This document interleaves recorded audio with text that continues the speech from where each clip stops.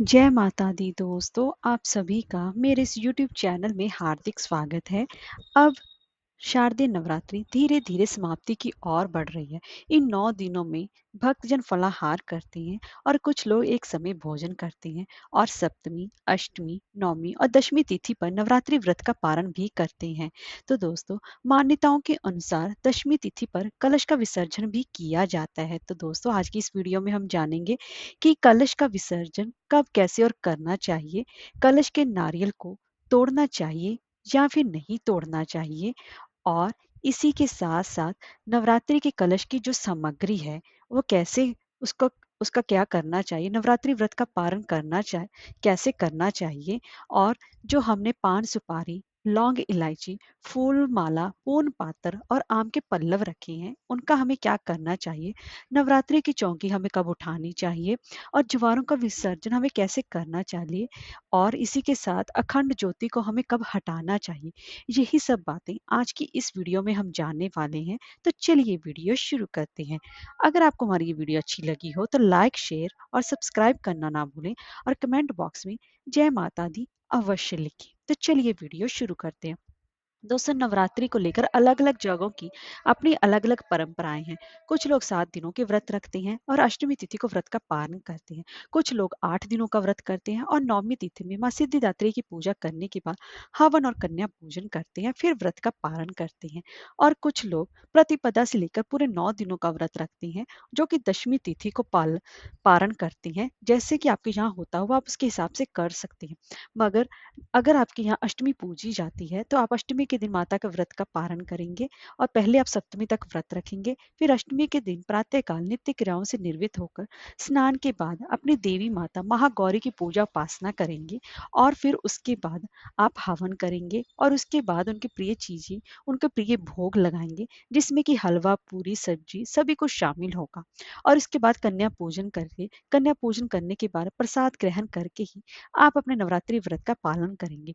जो लोग अष्टमी तिथि तक व्रत करते हैं, वे नवमी तिथि पर ऐसे ही उनका पूजन उपासना करके, माँ की पूजा उपासना करके, उनको भोग आदि लगाकर, हवन करके, कन्या पूजन करके अपने यह जो व्रत किए हैं उनका पारण करेंगे। और कुछ लोग 9 दिनों का व्रत रखते हैं और वह दशमी तिथि के दिन व्रत का पारण करेंगे। तो जैसे भी आपके यहाँ होता वो आप उसके हिसाब से यह कार्यक्रम करके व्रत का पारण कर सकती हैं। इसमें ऐसा कोई भी दोष नहीं है, इसमें आपको ना ही कोई दोष लगेगा।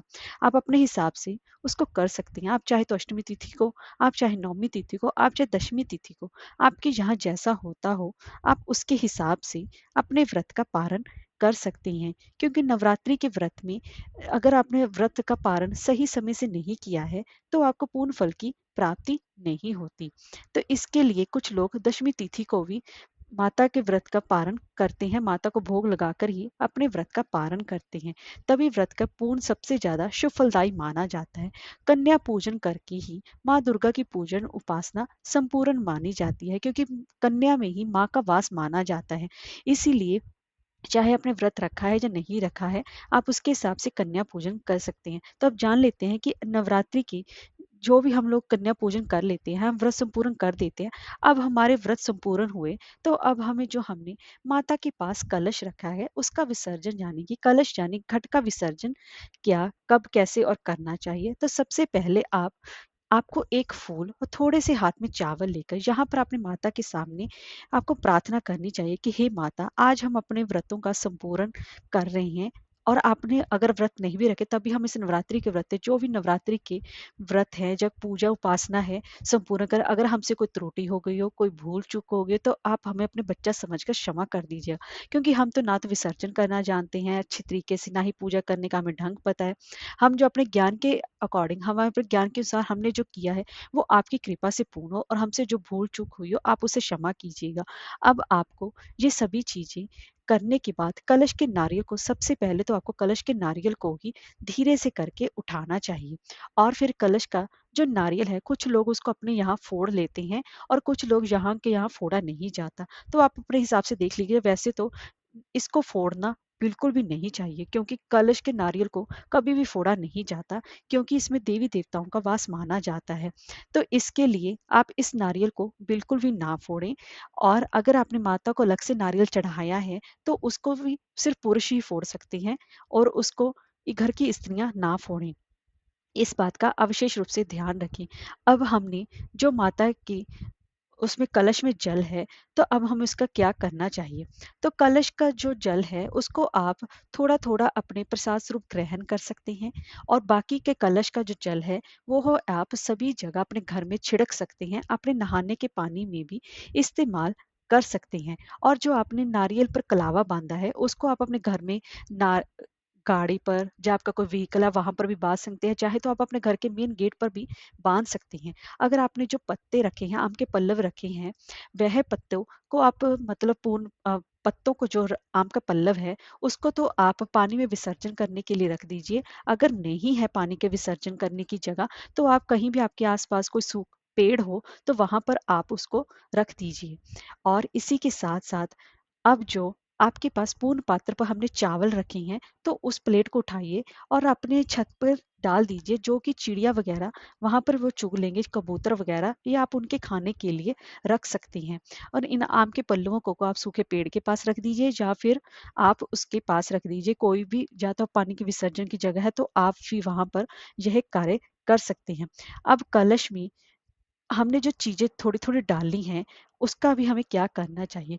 उसमें जो हमने चीज़ें डाली हैं, तो उसके लिए सबसे पहले तो उसमें हमने एक सुपारी डाली है, तो आप उन उसका इस्तेमाल चाहे तो कर सकते हैं, नहीं तो आप अपने तिजोरी में जहाँ पर भी आप अपना पैसा वगैरह रखते हैं, तो वहाँ पर आप उसको रख सकते हैं।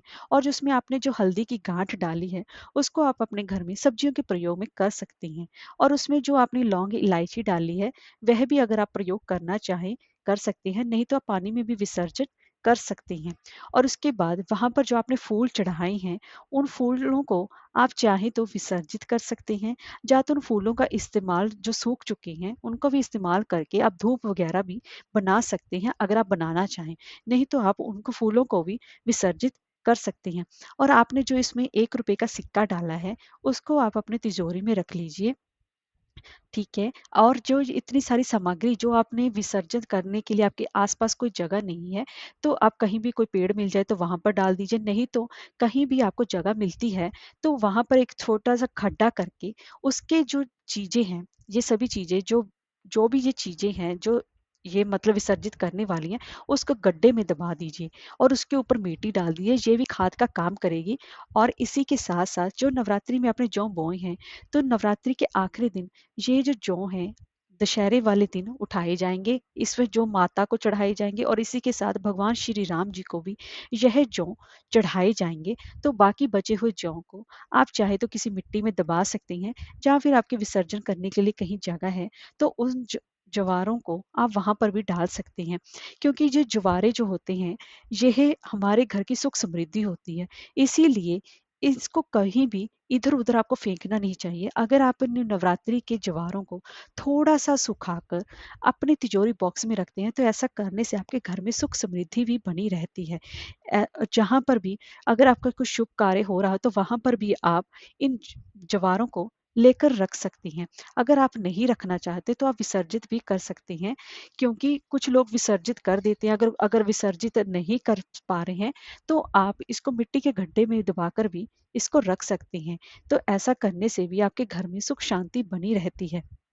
क्योंकि ये आपके घर की खेती है, ये कहीं बाहर नहीं जानी चाहिए। चाहे आप चाहे तो अपने घर के ही जो आपके गमले होंगे वहाँ पर भी आप गड्ढा खोद कर इसको विसर्जित कर सकते हैं। इससे आपको कोई भी दोष नहीं लगेगा। और जब हमने अखंड ज्योति लगाई है, तो अखंड ज्योति का विसर्जन हम कैसे करेंगे? देखिए, जितनी ज्योति लगाए जिसमें उतना घी पड़ा है, वो जब तक घी खत्म नहीं हो जाता, आप तब तक उसको ज्योति को चलते रहने दीजिए। अगर वो ज्योति पूरी तरह से ठंडी पड़ जाए, जब वह बढ़ जाए, तब आपको उसमें से आपको ज्योति निकाल लेनी है। उसका जो घी बच गया है, उसको इधर-उधर फेंकना नहीं है, कि आपको ना ही आपको उसको अपने खाने-पीने में इस्तेमाल करना है। तो इस बात का ध्यान रखिए, क्योंकि जो ज्योत है, ना तो आपको अपने हाथ से बुझानी है, ना ही फूँक मारकर बुझानी है। और वो जितनी जलती है, जितनी देर जलती है, वो जलने दीजिए। जब वो एक बार से जलकर ठंडी हो जाएगी, तब उसमें जो घी बच जाएगा, उसको अपने खाने के इस्तेमाल में नहीं यूज़ करना है। आप उसको दोबारा से अपने पूजा पाठ में ही इस्तेमाल कर सकते हैं, ताकि जो आपने चौकी लगाई है अब उसको हटाया जाएगा। तो माता की चौकी की जो फोटो रखी है, सबसे पहले तो आप उसको सही जगह पर, जहाँ पर भी आप पूजा उपासना करते हैं वहां पर रख देंगे। जो भी माता को अपने फूल माला, जो माता को चुनरी चढ़ाई है, श्रृंगार का सामान, सुहाग की सामग्री चढ़ाई है, उसमें से कुछ सुहाग की सामग्री आप खुद इस्तेमाल कर लेंगे और कुछ सुहाग की सामग्री आप किसी मंदिर में पंडित को वहां पर दान कर देंगे।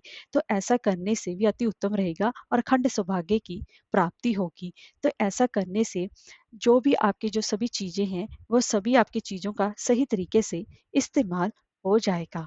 जय माता दी।